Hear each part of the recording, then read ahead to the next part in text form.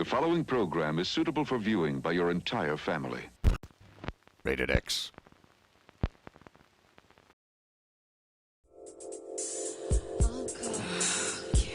Welcome to Sex Station 69,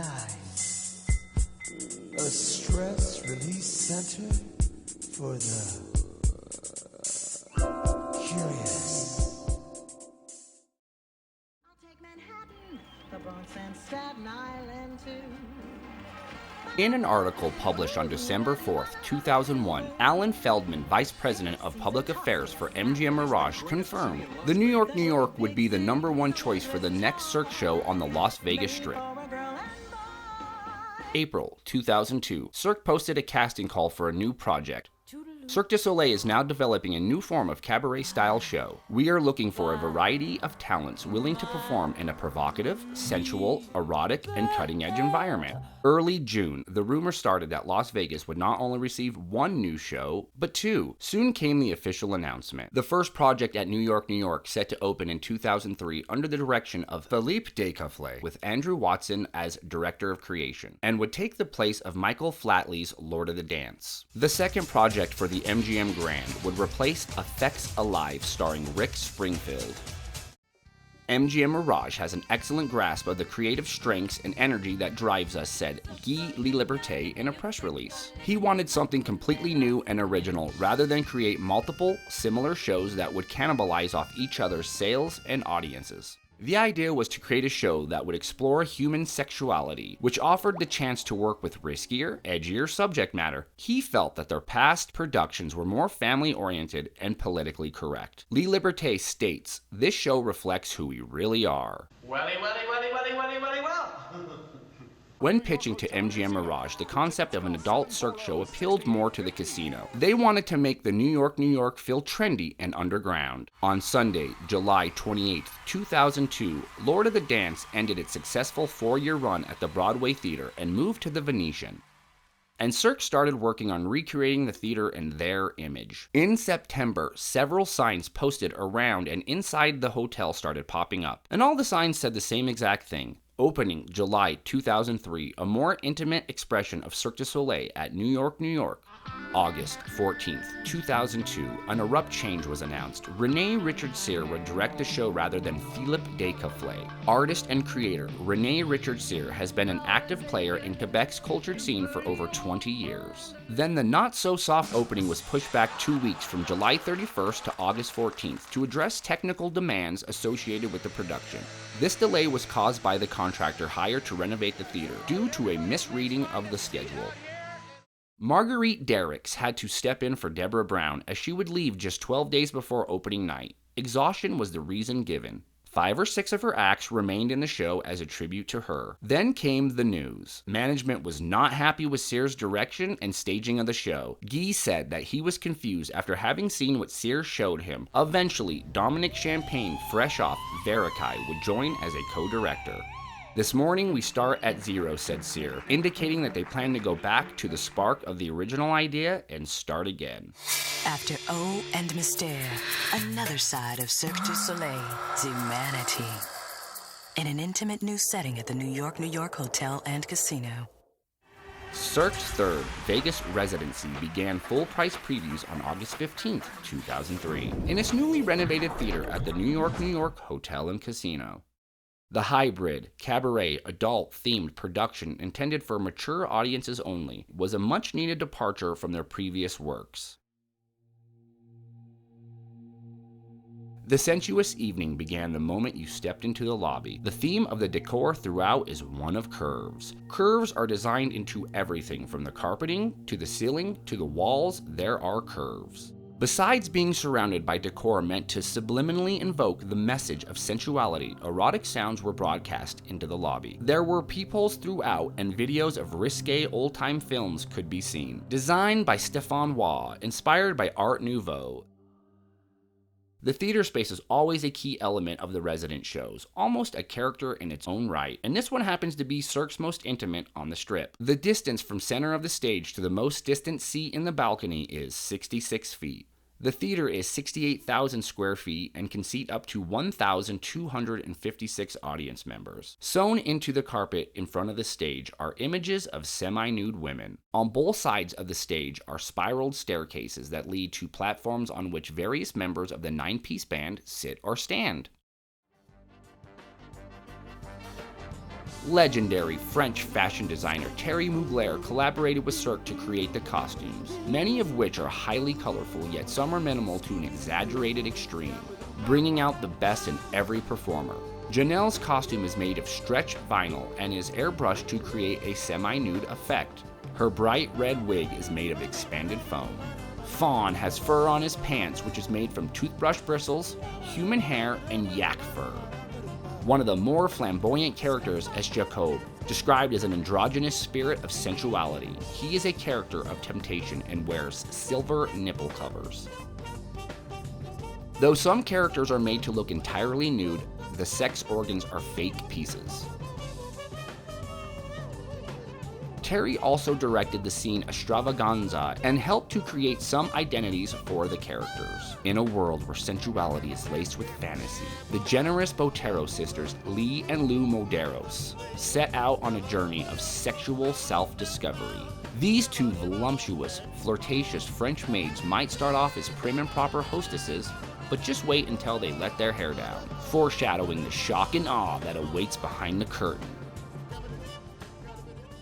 Zumanity makes no attempt at a storyline. In true cabaret style, each act stands alone, the only connecting factor being MC Joey Arias, narrative songs, and jokes. The fire performers left the show early on. Artists performed a fire knife manipulation act that involves snakes, Adam and Eve, one of the rare instances of live animals being used in a Cirque production. Bet you can't name the others. Guy allowed the directors to tinker with the burlesque cabaret, and by the time the world premiere was held, there had been great improvement, but had a long way to go before it would be in the same league as O and Mystere. Revisions continued right up until the official gala premiere on October 19th, 2003. Vegas is Vegas. It's Vegas. We stopped by the red carpet at the Zumanity Gala and asked the king of sexuality his opinion. Family values have their place, but that place is not Vegas. In an article, Variety admired the overall production, but questioned whether the host Joey and comedy troupe Spy Monkey were a good fit with Cirque. New York drag diva Joey Arias, a longtime fixture of the Gotham club scene, has been given the show's star role as the mistress of ceremonies. The role was trimmed during previews. Fuck you too. The other real problem being comedy group Spy Monkey. They've been imported to perform a series of scenes in which its members begin as 17th century Puritans and evolve into naked participants in the action. The erotic showcase would have been more aptly titled Pumanity.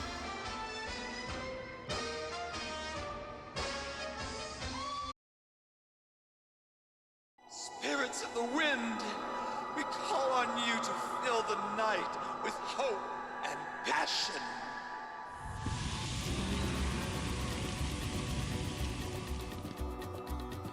Zumanity touches upon almost every sexual taboo, or former taboo, from interracial sex to homosexuality to S&M and even bestiality. There's some material that comes precariously close to the standard X-rated Vegas act, such as Castro's Strip or Elena's Bump and Grind around the TV set. And who can forget the female acrobat and her air ballet on bungees, simulating various sexual activities as her groans resonate through the intimate theater. Artistic director Rhea Martins joined the team and has made impressive changes that gives the production more depth and a greater cohesiveness among the variety of acts. A promotional album entitled Foreplay was included with the original program. Foreplay was released on July 31st, 2003 and contains select work-in-progress songs from the show's creation period. The full CD was delayed so Cirque could rethink the entire endeavor, as the original music didn't reflect the current state of the show after the numerous changes were implemented. The studio album was finally released on March 22nd, 2005. Lovesick, the adult-themed reality-based drama filmed over 2 years during the show's creation, discloses the disturbing reality of the talented and entrancing artists who put their flesh and audacity center stage to create this new, edgy documentary. The comedy group Spy Monkey, along with most of their skits, left after the 2-year contract ended in 2005. The Porn Clowns were replaced by the Sexperts, Dick and Izzy, performed by Nikki Dewhurst and Shannon Calcutt. Their Zumanity show in Las Vegas showcases circus acts such as contortion, aerial acrobatics, and hand balancing with a seductive twist. Let's have a big hand now for Cirque du Soleil! A new visual advertising campaign was rolled out in 2006. The new ads contrast the sexuality and humor of the show against the mundane nature of everyday life. Along with the new look, they also moved away from the another side of Cirque in favor of a brand new tagline, the sensual side of Cirque. Joey Arias, MC and Mistress of Seduction, ended his 5-year run and returned to New York, where he became star and co-creator of the wonderfully bizarre Arias with a Twist.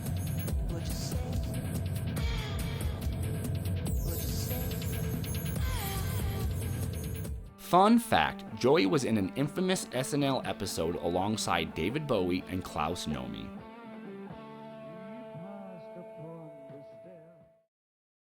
Christopher Kenny would assume the role of MC in the beginning of 2008. Now Edie portrays the mistress of sensuality, completely redefining what that character could achieve. So there's a lot of sexuality and sensuality, a lot of skin. May 2008, Jonas Wolverton rolled in rocking an S&M outfit that would make even the best-dressed Cenobites jealous, as Comet with his Rogue Sir Will, a ready-to-go backup act.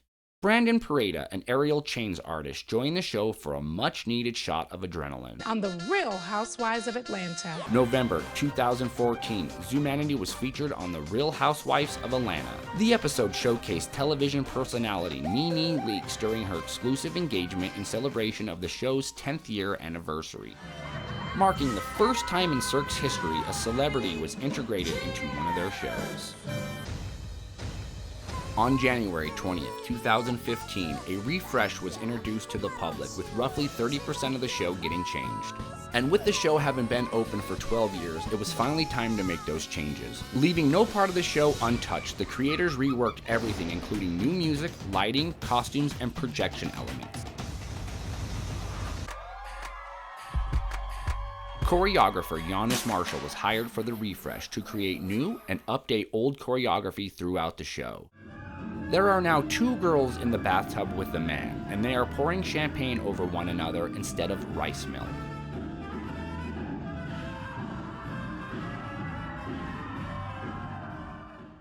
Another example of the risque revamp is perfectly captured in the new number, Perfect Jam. The erotic number showcases 9 dancers as they pulse and manipulate their bodies into scandalous positions. But while this number is the show's only new dance act, other additions in choreography and aerial performances are seen in many of the show's other acts, including the famous water bowl and pole performances, among other sensual surprises that pop up throughout the production. The Rose Boy act was converted into a special agent-themed striptease called Magnum. The aerial hoops, dance on TV, and aerial silks duo acts were replaced with aerial dreams and chains. Brandon Pareda defies gravity, originally just a backup act, but now is deservedly a featured permanent addition to the show. His nearly naked biker character has what I consider to be one of the most dangerous acts ever performed on a Cirque stage. Come at me, bro. Philip Shogun, under the guidance of Cirque's artistic directors, created multiple martial arts-inspired sequences for the refresh. And Comet eventually morphed into the Casanova character. Thursday, February 26, 2015, Zumanity invited Las Vegas to get naughty as it unveiled a preview of the reinvigorated show at the New York. Cast members took over the Brooklyn Bridge, enticing the audience with playful interactions and alluring music. The cast performed a spectacular dance number followed by the show's famous Chains act, with the property Statue of Liberty as a backdrop.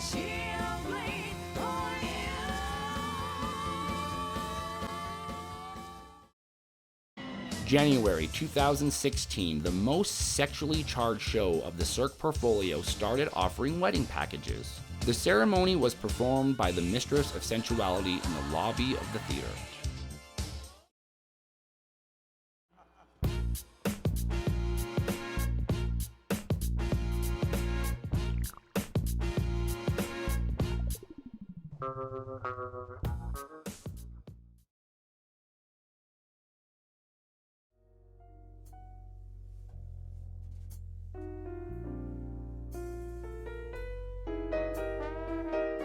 The first death from coronavirus here in the United States.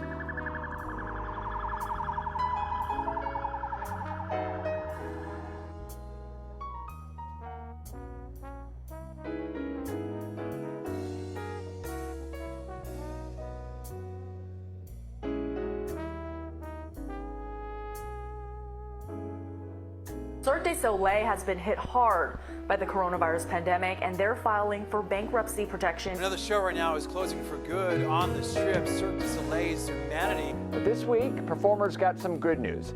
Cirque du Soleil Entertainment Group confirmed they closed an agreement with new lenders, giving them a solid foundation to successfully relaunch. As a result of the pandemic, Cirque Entertainment Group announced on November 16, 2020, the show would be permanently closing.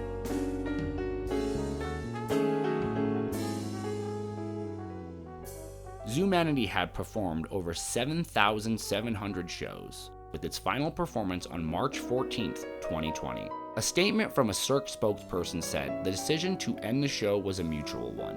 We have reviewed our portfolio of shows and how we move forward. MGM Mirage has expressed their intent to explore other programming in that theater space.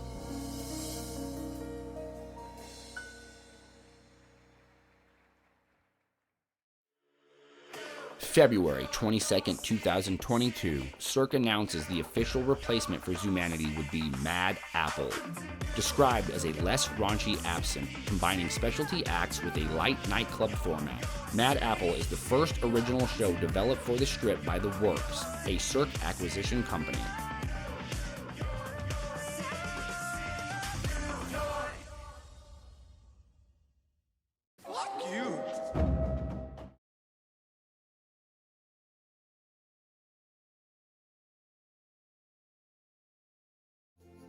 Couldn't it always be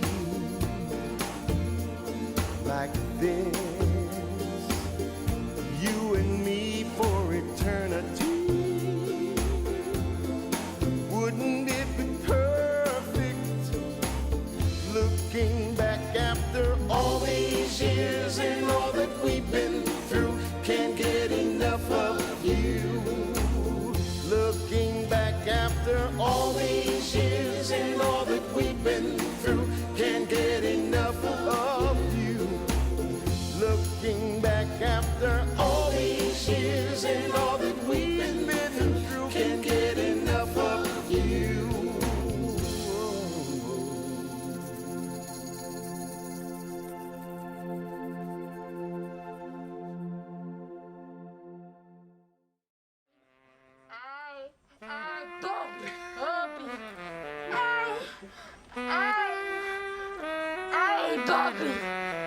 Bobby!